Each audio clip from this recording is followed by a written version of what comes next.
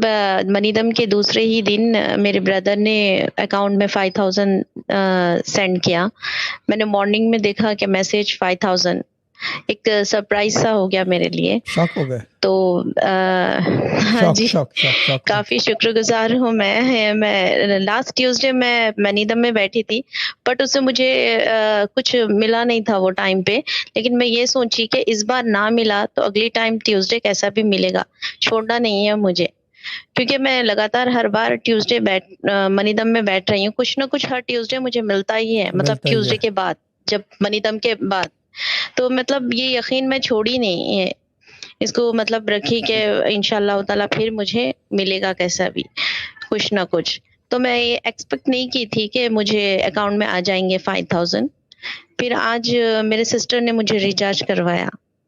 फिर आपको ऐसे ही रिचार्ज कुछ ना कराया, उस कुछ। शॉक के बाद आपको अभी ना, रिचार्ज ना, नो, कराया। फिर?